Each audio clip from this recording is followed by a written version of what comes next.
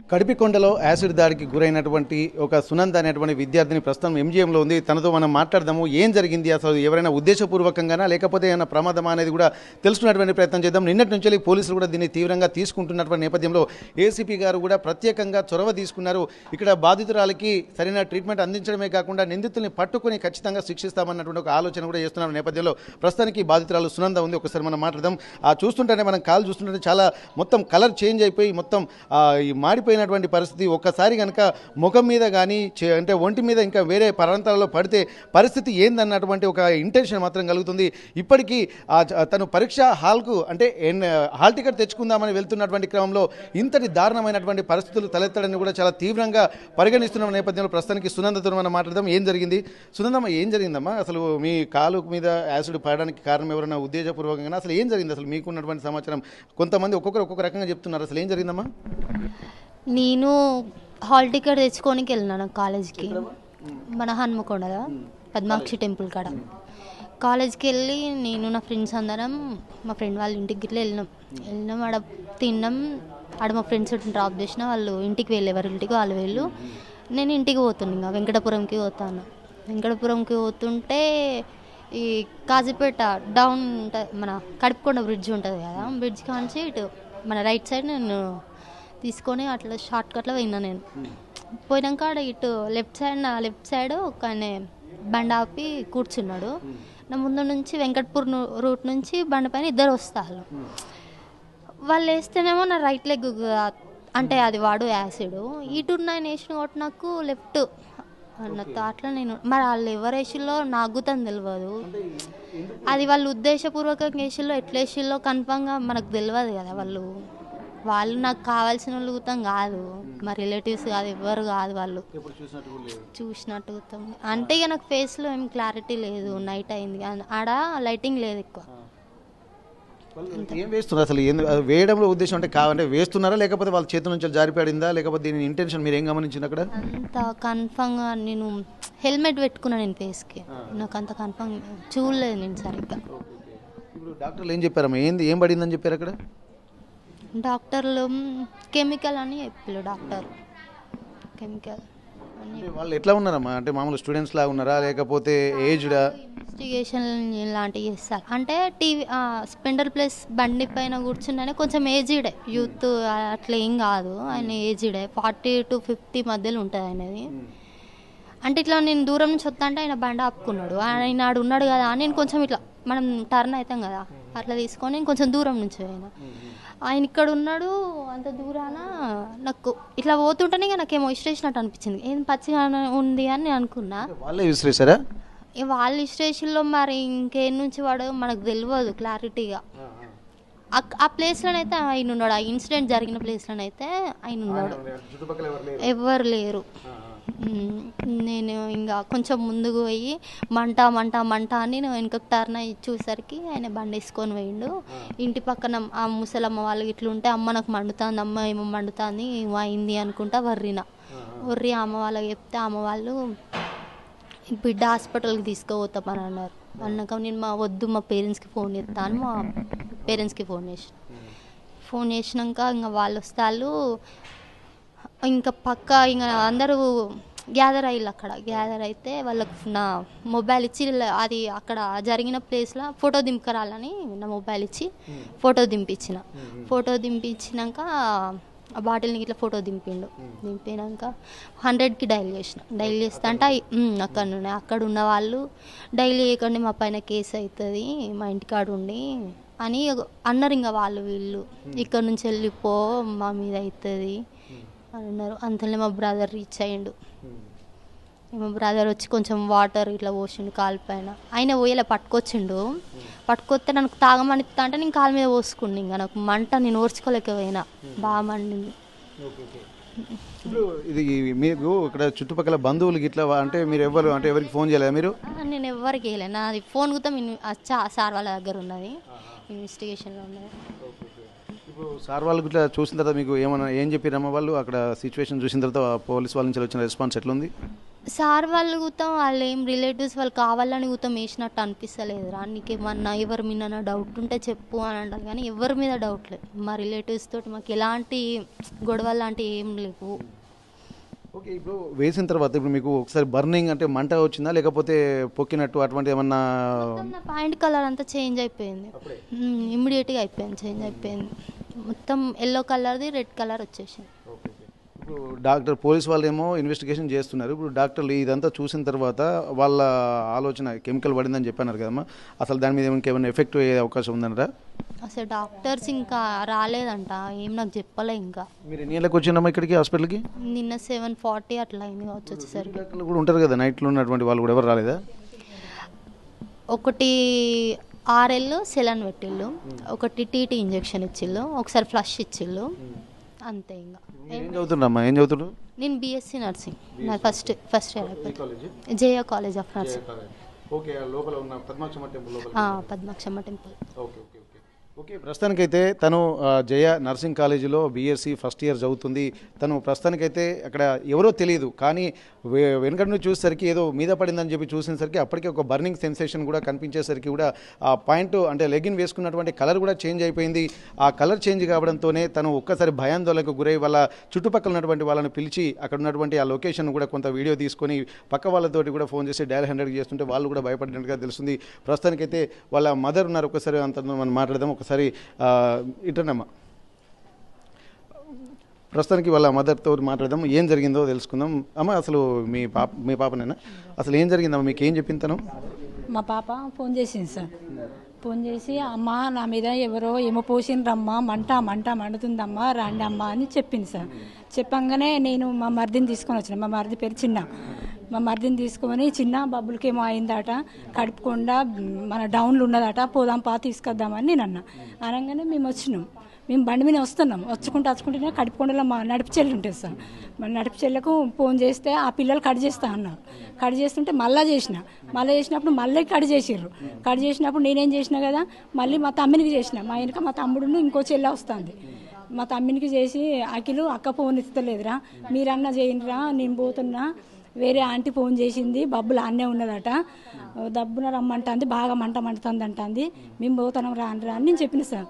చెప్పిపోయే వరకు అక్కడ చాలామంది ఉన్నారు సార్, చాలామంది ఉన్నారు. నా బిడ్డ ప్యాంటు మొత్తం ఇట్లా ఎర్రగా అయింది, బాగా ఏడిసింది సార్. అడ మాకు ఎవరు పగలేరు, ఆ అమ్మాయి కూడా ఎవరు లవర్ గివర్ ఏమి లేదు. ఆమె సెల్లులో ప్రతి ఒక్కటి రికార్డ్ అయ్యే ఉంటుంది సార్. ఆ రికార్డులో కూడా మీరు చూడండి. వాళ్ళు పోయింది కూడా 4 ఫ్రెండ్స్ సార్. 4 అంటే ఈమె 3, వాళ్ళు 3 కూడా అడగండి మీరు. ఓకే, ఇక్కడ కొన్ని ఆలోచనలు ఎట్లా వస్తుంటాయి అమ్మా, ఇప్పుడు ఎందుకంటే చదువుకుంటున్నారు కాబట్టి, ఇప్పుడు వేరే వాళ్ళ ఫ్రెండ్ అయ్యి ఉండి ఆమె మీద ఏమన్నా కోపంతో అట్లా ఏమన్నా పోసినా వచ్చే అవకాశం ఉంటుందా? ఏం లేదు సార్. ఆ పాప ఎవరితో కూడా గొడవ పెట్టుకోదట, వాళ్ళ ఫ్రెండ్స్ కూడా ఎవరితో కూడా గొడవ పెట్టుకోరట. వాళ్ళు కూడా ఫోన్ చేసి చెప్తుంటారు. డాక్టర్కి ఏమైనా ప్రమాదం ఉందన్నారా దీని మీద? ఇంకా డాక్టర్ ఎవరు రాలేదు సార్, నైట్ చూసిండ్రు, మళ్ళీ ఇప్పుడు వస్తా అన్నారు. ఇప్పుడు పాపకి ఎగ్జామ్ ఉంది, రాపిసుకురమ్మని సార్లు వారు చెప్పిండ్రు. ఎక్కడుందమ్మా ఎగ్జామ్? ఎగ్జామ్ సెంటర్ ఎక్కడ? ఇక్కడ KMCలో సార్. ఓకే ఓకే ప్రస్తుతానికైతే KMCలో ఎగ్జామ్ రాయడానికి కూడా వెళ్తున్నారు. డాక్టర్లు కూడా వచ్చి ప్రైమరీగా ఆ ట్రీట్మెంట్, ప్రాథమికంగా అయితే ట్రీట్మెంట్ మాత్రం అందిస్తున్నారు. ప్రస్తుతానికైతే పోలీసులు కూడా ఇక్కడ ఇన్వెస్టిగేషన్ చేస్తున్న నేపథ్యంలో ఏమైనా ఉద్దేశపూర్వకంగా జరిగినట్టు అక్కడ అనిపిస్తలేదని చెప్పినట్టుగా తెలుస్తుంది. చెప్పండి అమ్మా. 2 ఆడపిల్లలు సార్. ఈ అమ్మాయి మాకు ఆపతత్తు సంపతత్తు ఎవరు లేరు కదా అని మగ పిల్ల లెక్కన పెంచిన సార్. ఆమె బైక్ తోలుతుంది, స్కూటీ కూడా తోలుతుంది సార్. ఆమె ధైర్యంగానే ఉంటుంది, ఎవరేమన్నా కానీ ధైర్యంగానే మాట్లాడుతుంది సార్. ఓకే ఓకే చూస్తుంటేనే తెలుస్తుంది అమ్మాయి కూడా కొద్దిగా కాన్ఫిడెంట్, ఎందుకంటే ఉన్న 2 ఆడపిల్లలు కుటుంబ బాధ్యతలలో కూడా తను కూడా ఆ కుటుంబానికి చేదోడు వాదోడుగా ఉండాలని చెప్పి BSc నర్సింగ్ చేసుకుంటూ ఏదో ఒక ఉపాధితోటి తల్లిదండ్రులకు అండగా ఉండాలని కూడా తను చదువుకుంటున్నటువంటి నేపథ్యంలో ఎవరో మరి అంటే గుర్తు తెలియని తనకు కూడా ఎవరో పరిచయస్తులు కాదు, ఎవరో కాదు, వెనుక నుండి కూడా చేశారని చెప్పి అంటున్నారు. చూసేసరికి వెనక ఒక వ్యక్తి ఉన్నారు, తను కూడా ఒక 45 నుండి 50 సంవత్సరాల మధ్యలో ఉన్నటువంటి ఆ వ్యక్తిగా చెప్తున్నారు. ఇక్కడ ఎవరు ఏంది అనేది పాత కారణాలు, కక్షలు కూడా ఎటువంటివి లేవు అన్నటువంటి కూడా వాళ్ళు చెప్తున్నటువంటి నేపథ్యంలో అయితే బాధితులతో మనం మాట్లాడే ప్రయత్నం చేద్దాం. ఒకసారి అమ్మ, ఇప్పటి వరకు మీకంటే ఎవరు శత్రువులు లేరు, ఏం లేరు, మరి మీ ఫ్రెండ్స్ కూడా ఎవరన్నా ఉంటున్న నేపథ్యంలో వాళ్ళ తరపు నుండి? సార్ వాళ్ళకి ఇచ్చేసిన నా ఫోన్లో ప్రతి ఒక్కటి రికార్డ్ అయితే నా కాలేజ్ టైం. అలాంటిది ఎవరితోటి నాకు ఎలాంటిది అంటే ఏం ప్రాబ్లం లేదు. నేను మా ఊళ్ళో ఎగుతాం కాదు ఉండే, నేను మా అమ్మమ్మ వాళ్ళ ఊరికి వచ్చి 4 months అవుతుంది. అక్కడ ఎగుతాం, మాకు ఏం రిలేటివ్స్ అట్లా. నేను ఇంట్లో నుంచి బయటికి వెళ్ళాను ఫస్ట్. మీ అమ్మమ్మ వాళ్ళ ఇంటి దగ్గర ఉంటాను. మా అమ్మ వెంకటపురంలో, మాది జఫర్గఢ్ ప్రాపర్, నేను వెంకటపురంలో ఉన్నా. ఆడ రిలేటివ్స్ అంటే మాకు ఎవరు లేరు, అది అట్లా అయిపోయింది. మరి అసలు ఏ కారణం అనేది మీకు ఇంతవరకు అసలు ఆలోచన వస్తలేదు?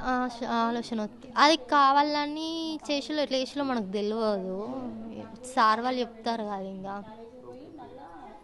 ప్రస్తుతానికైతే పూర్తిగా తను ఏం జరిగిందో కూడా తనకు కూడా తెలియదు, కావాలని కూడా చేసినట్టుగా కూడా తనకు అనిపించట్లేదు.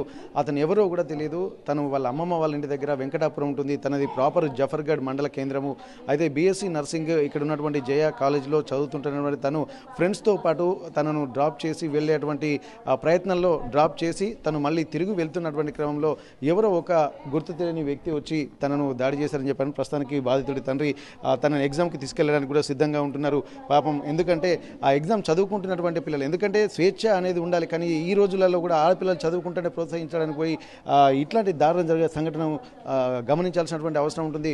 ప్రస్తుతానికి ఆ అమ్మాయి తండ్రి కూడా మొత్తం తన హాల్ టికెట్ అవన్నీ తీసుకొని ఎగ్జామ్ సెంటర్కు బయలుదేరుతున్నటువంటి పరిస్థితి. ఒక్కసారి తనతో మనం మాట్లాడదాం, ఏం జరిగిందో. అన్న, ఏం జరిగిందన్న అసలు? పాప కాలేజీ వేస్తుంటే కడుపుకొండ బ్రిడ్జ్ కాంచి వెళ్ళి కాలేజీ హన్మకొండలో చదువుతుంది, వస్తుంది బైక్ మీద వస్తుంటే ఆ చీకట్లో ఫోకస్కి ఎదురుగా సైడ్ వాళ్ళు నిలబెట్టుకుంటారు, సైడ్కి పక్కన పెట్టిపోతుంటే బాటిల్ సిరేసి వెళ్ళిపోయాట. అంటే ఇప్పుడు ఎన్ని గంటల ప్రాంతం జరిగింది ఇది? 6-5 నిమిషాలకు. అంటే నాకు తెలిసి ఇప్పుడు బాటిల్ విసిరేసి వెళ్ళిపోయారంటే వేరే వాళ్ళ మీద వేయబోయి ఈ అమ్మాయి మీద వేసిన అనుకోవచ్చా? ఒక్కతే వస్తాను సార్, ఒక్కతే వస్తాను కదా, వాళ్ళ వేరే వాళ్ళు ఎవరు లేరు కదా, పాప ఒక్కతే వస్తుంది. వేరే వాళ్ళు అంటే వేరే వాళ్ళు అనుకోని ఈ మీద వేసిందని ఒక ఉద్దేశపూర్వకంగా ఉండొచ్చు కదా? అవును సార్, అట్లా కూడా మరి కావాల్సిందే. వేరే వాళ్ళ ముచ్చడానికి పాప మీద తెలుసు కదా, మనకి బండి ఉందని తెలుసు కదా, ఎప్పుడు కూడా బండి మీద మా పాప పోయేది. ఇప్పుడు విసిరేషన్ అంటే ఏదైనా ఉద్దేశపూర్వకంగానే వాళ్ళు ఇంటెన్షన్ తోటే వేస్తారు ఖచ్చితంగా. కాకపోతే ఈ అమ్మాయి అనుకొని వేరే అమ్మాయి అనుకొని ఈ అమ్మాయి మీద వేయవచ్చా సార్? ఇది కావాలని చేసింది ఇది. Okay okay. ఇప్పుడు దీని మీద చర్యలు తీసుకోండి సార్. ఏం చెప్పాల్సుకుంటారు? ఎందుకంటే ఇప్పుడు అమ్మాయిలకు కూడా రక్షణ ఉందంటారా? పాపాలకు మా పాపే కాదు, ఇంకా ఎవ్వల పాప అయినా సరే అట్లాంటివి కావద్దు, అసలే అలాంటి జరగదు సార్. ఇద్దరు కూడా వరంగల్లో శ్రీనివాస్ అనేటువంటి అబ్బాయి కూడా ఒక ప్రణీత అనేటువంటి అమ్మాయి మీద యాసిడ్ దాడి చేసేసరికి అప్పుడు కూడా ఎన్కౌంటర్ జరిగింది. ఎందుకంటే ఇంతటి దారుణమైన పరిస్థితులు మళ్ళీ రిపీట్ కావద్దంటే కొంత జాగ్రత్తలు తీసుకోవాలి. అప్పటి నుంచి మళ్ళీ ఇప్పటిదాకా జరగలేదు, కానీ ఇప్పుడు మళ్ళీ జరిగింది కదా. దీన్ని ఇంకా పోలీసులకు కానీ రేపు అధికారులకు కానీ మీరు ఏం చెప్పదలుచుకున్నారు? చేయాలి సార్, ఏదైనా వాళ్ళు ఖచ్చితంగా చేయాల్సింది సార్, న్యాయం చేయాలి సార్ ఇక్కడ పోయిన మా పాప. ఎందుకంటే ఇప్పుడు ఆమె ఉన్నారు, మాకు ఇద్దరు ఆడపిల్లలే సార్. ఓకే, ఇక్కడ గమనిస్తున్నాము ఇద్దరు ఆడపిల్లలు, కనీసం వాళ్ళు ఆడపిల్లలైనా సరే మగపిల్లల్లాగా పెంచుకుంటూ తన కుటుంబానికి కూడా చేదోడు వాదోడుగా పిల్లలు కూడా అదే కాన్ఫిడెంట్తో ఉన్నారు. అట్లాంటప్పుడు నిమ్మలంగా సాఫీగా సాగుతున్నటువంటి ఒక చిన్న కుటుంబం జీవితం కూడా సాఫీగా సాగుతున్న నేపథ్యంలో ఒకేసారి ఒక ఉత్పాతం అనేది కూడా ఇట్లాంటి రూపంలో వచ్చి తమ కుటుంబాలను కూడా చిన్న భిన్నం చేసేటువంటి పరిస్థితి. ఏమైనా జరిగితే పట్టించుకునేటువంటి వాళ్ళు కూడా ఎవరు ఉండేటువంటి అవకాశం లేదు. అసలే మధ్యతరగతి కుటుంబాలు కూడా ఇబ్బందులు పడుతున్న నేపథ్యంలో మళ్ళీ అందులో ఆడపిల్లలు ఉన్నటువంటి కుటుంబాలకు రక్షణ కల్పించాల్సినటువంటి అవసరం అయితే కనిపిస్తుంది. కాబట్టి పోలీసులు దీన్ని ఊరికే వదిలిపెట్టకుండా చాలా సీరియస్గా తీసుకోవాలి. గతంలో కూడా ఇక్కడ వరంగల్లోనే శ్రీనివాస్ అనేటువంటి ఒక కాలేజ్ యువకుడు ప్రేమించినటువంటి అమ్మాయి దక్కలేదన్నటువంటి దాని మీద కూడా యాసిడ్ దాడి అప్పుడు జరిగింది. కానీ అప్పటి నుంచి అతను ఎన్కౌంటర్ చేసిన తర్వాత ఇప్పటి వరకు ఒక్క సంఘటన కూడా ఇట్లాంటి యాసిడ్ దాడులు కానీ కెమికల్ దాడులు కానీ జరగలేదు. కానీ ఇప్పుడు జరిగిందంటే మాత్రం మళ్ళీ పోలీసులు ఖచ్చితంగా సీరియస్గా తీసుకోవాల్సినటువంటి అవసరం అయితే కనిపిస్తుంది. దీన్ని బాధ్యతాయుతంగా ఇప్పటికే పోలీసులు కూడా అంటే కాజీపేట ఏసీపీ గారు కూడా దీనిపై ప్రత్యేకంగా చొరవ తీసుకున్నారు. ఇక్కడ బాధితుల గురించి ఎంక్వైరీ చేస్తున్నటువంటి పరిస్థితి. అక్కడ ఉన్నటువంటి కడిపికొండ ప్రాంతంలోని గ్రామస్తులను కూడా ఎంక్వైరీ చేస్తున్నారు. సంఘటన స్థలాన్ని పరిశీలించారు. ఏం జరుగుతుందో ప్రతి ఒక్కటి కూడా కీన్ అబ్జర్వేషన్లో వెళ్తున్నటువంటి పరిస్థితి. ఇవన్నిటిని దృష్టిలో పెట్టుకుని పోలీసులు కూడా చాలా సీరియస్గా ఉన్నారు. ఎందుకంటే ఒక అమ్మాయి తను చదువుకుంటున్నటువంటి అమ్మాయి, కుటుంబానికి రేపు ఆధారంగా ఉండేటువంటి అమ్మాయి, ఇంట్లో మగపిల్లలు కూడా లేరు. ఆ తల్లిదండ్రుల ఆవేదన మాత్రం చాలా అంతా ఇంత కాదు. ఇట్లాంటి పరిస్థితులు ఏ కుటుంబానికి రావద్దంటే మాత్రం ఖచ్చితంగా వారికి ఎవరైతే ఈ దాడికి పాల్పడి ఉద్దేశపూర్వకంగా పాల్పడినటువంటి వాళ్ళు ఎవరుంటారో వారందరిపై కూడా కఠిన చర్యలు తీసుకోవాల్సినటువంటి అవసరం ఉంటుంది. ఇంకోసారి ఇట్లాంటి చర్యలు పునరావృతం కాకుండా ఉండాలంటే మాత్రం ఇది ఊరికే వదిలిపెట్టకూడదన్నటువంటి ఒక విజ్ఞప్తిని కూడా బాధితురాలి సునంద తల్లిదండ్రులు కూడా చెప్తున్నారు. అలాగే సునంద కూడా చెప్తుంది. సునంద మాత్రం తను ఎవరో తనకు తెలియదు, ఇప్పటి వరకు నాకు ఎట్లాంటి పరిచయం లేనటువంటి వ్యక్తులు వాళ్ళు వెనుకకి చూసేసరికి 45 సంవత్సరాలు 50 సంవత్సరాల మధ్యలో ఉన్నటువంటి ఒక వ్యక్తి అంటే బైక్ మీద ఉన్నట్టుగా తెలుస్తుంది. అంటే తను ఉద్దేశపూర్వకంగా వేశాడు, కానీ కానీ తన అనుకొని వేరే ఆమె మీద అనుకొని తన మీద వేశారా, అసలు ఏం జరిగిందో పూర్తిగా తనకు తెలియకుండానే ఉంది. చూసేసరికి మాత్రం మొత్తం కాల్ బర్నింగ్ సెషన్స్తో తన ఇబ్బందులు పడుతున్నారు. చుట్టుపక్కల బంధువులకు ఫోన్ చేసింది, అలా వాళ్ళ ఉన్నటువంటి 100కి కూడా కాల్ చేసింది. అక్కడ ఉన్నటువంటి స్థానికులకు కూడా చెప్పేసరికి వాళ్ళు వచ్చేసరికి ప్యాంటు కలర్ మారిపోయేసరికి ఒక భయాందోళనకు గురైనటువంటి నేపథ్యంలో పోలీసులు కూడా అప్పటికే చేరుకున్నారు. హుటాహుటిన వరంగల్ ఎంజీఎంకు తీసుకొచ్చి ఒక ట్రీట్మెంట్ అందిస్తున్నారు. డాక్టర్లు కూడా వెంటనే స్పందించారు. ఆ ట్రీట్మెంట్ అందిస్తున్న నేపథ్యంలో ప్రస్తుతానికి తను హాల్ టికెట్ అంటే ఈరోజు ఎగ్జామ్ ఉంది, ఇంత గాయాలతోటి కూడా ఇంత భయాందోళనతో కూడా తను అంటే బేసికల్గా నర్సింగ్ చేస్తుంది కాబట్టి ఆ కాన్ఫిడెన్స్ తనకు ఉంది, ఆ హెల్త్ కాన్షియస్ తనకు ఉంది కాబట్టి దాని సివియారిటీ కూడా ఆ సునందకు అర్థమై ఉంటుంది. అయినప్పటికీ కూడా తను ఎగ్జామ్కి మాత్రం వెళ్తూనే ఉంది. మళ్ళీ ఇట్లాంటి సంఘటనలు జరగకుండా ఉండాలంటే మాత్రం పోలీసులు కానీ ఇక్కడ ప్రభుత్వం కానీ కఠిన చర్యలు తీసుకోవాలన్నటువంటి ఒక డిమాండ్ విజ్ఞప్తిని మాత్రం ఇక్కడ ఉన్నటువంటి బాధితురాలు సునంద, వారి తల్లిదండ్రులు, అలాగే చూస్తున్నటువంటి వాళ్ళు కూడా చెప్తున్నటువంటి పరిస్థితి. వరంగల్ ఎంజీఎం నుండి కెమెరా పర్సన్ వంశీతో వెంకటరత్నం, RTV వరంగల్. చరిత్ర సృష్టించినోడు ఇప్పుడు ఆ చరిత్రని తిరగరాయబోతున్నాడు. అబద్ధాల గోడల్ని బద్దలు కొట్టి నిజాలను రాగా మీ ముందుంచబోతున్నాడు. నిజమైన వార్తల కోసం వెంటనే డౌన్లోడ్ చేసుకోండి రా యాప్ని.